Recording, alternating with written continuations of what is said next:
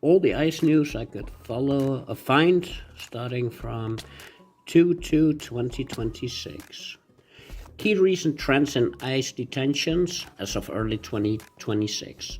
ICE detained population reached records high in late 2025 and early 2026, with reports of around 73,000 people in custody by mid-January 2026.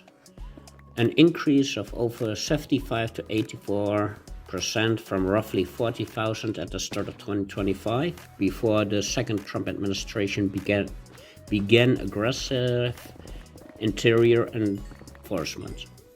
This surge is driven by quadrupled arrests, especially interior streets arrests, expanding detention capacity, roughly tripled beds for interior cases, and sharply reduced releases.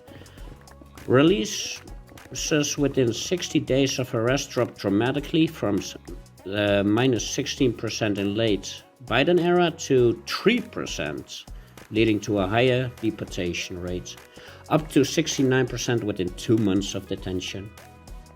A significant portion of growth involves non-criminal detainees, e.g. 72 to 92% of recent increase, attributed to those without convictions, including more Latinos without records and family units.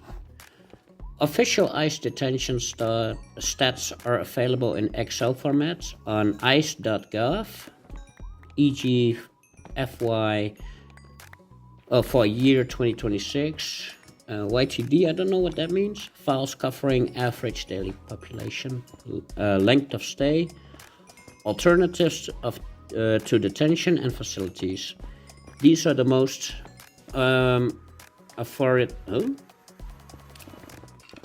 authoritative source, though they lag slightly and are aggregated. Notable events around February 2, 2026 regarding ICE: a measles outbreak at the Dilley Immigration Processing Center in Texas led ICE to halt all movements in the facility as of late January, early February 2026 for quarantine and containment. Protests occurring on February 1, 2026 outside the Dilley facility, with groups like the League of United Latin Americans, LULAC, calling for the release of all children from family detention centers. This following the recent release of a 5-year-old child and his father from Dilley. I will get back to that in upcoming segments. A long-standing consent decree, Castonia Nave case, limiting ICE warrantless arrest in certain Midwest states, e.g. Illinois, Indiana, Wisconsin, remains in effect until February 2, 2026. Its expiration date violations have previously led to court-ordered releases, hundreds in late 2025, though no new major release orders are reported exactly on this date. Release context. Release have been rare under current policies, with the discrepancy release for I don't know that word, I'm sorry. Release falling 87% by late 2025. Deportations far outpace release, 14 plus deportations per release in some periods. Some release occur due to court orders, unlawful arrest, humanitarian reasons, or family units, but overall trends favor detention to deportation. For the most precise current figures, check ICE's official detention management page, ice.gov, Detained, Detention Management.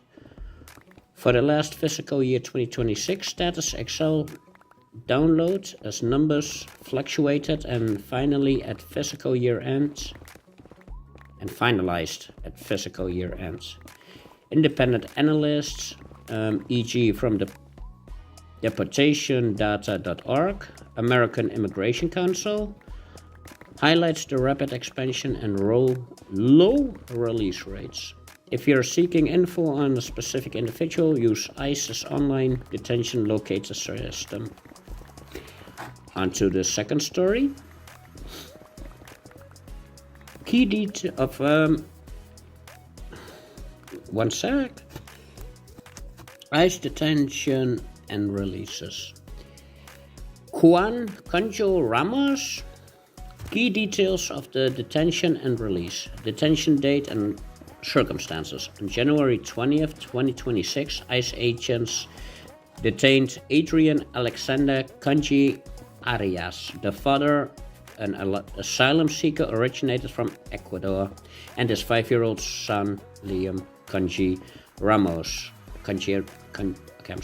In the Minneapolis suburb of Columbia Heights, Minnesota. The arrest occurred as Liam was returning home from his preschool. Photos and videos of the young boy being taken into custody, including one showing him in a blue bunny hat, went viral, sparking outrage. Reports described the incident as part of targeted immigration operations, with some accounts alleging the child was used as leverage or bait during the father's apprehension.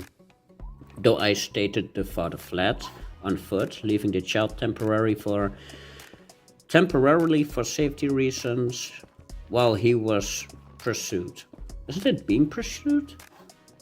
Transfer and detention facility. The father and son were transferred to South Texas Family Residential Center in Dilley, Texas, a family detention facility ran by ICE. They were held there for about 10 to 12 days amid the ongoing asylum claim process. Court intervention. U.S. District Judge Fred Biery, Western District of Texas, issued ruling in the case. Earlier, he temporarily blocked their removal, deportation from the U.S. on January 31st, 2026. Saturday, the judge ordered their release from detention as soon as practicable, but no later than February 3rd, 2026, Tuesday. The ruling was sharply criticized of the administration's enforcement tactics, emphasizing constitutional protections and even citing gospel verses in one version of the order to underscore humanitarian concern. Release and return home. ICE complied with the order. Liam and his father were released on Sunday, February 1st, 2026, one day after the ruling. They boarded a plane back to Minneapolis, arriving home that day. Texas Representative Joaquin Castro assisted in escorting them and confirmed their return. DHS officials also verified the release as of February 2nd, 2026. They are back in Minneapolis, with the asylum process presumably continuing, no immediate deportation. That's it for today. Don't forget to follow me on Facebook, Instagram, Rumble, TikTok, YouTube, and I will see you all next time. Peace.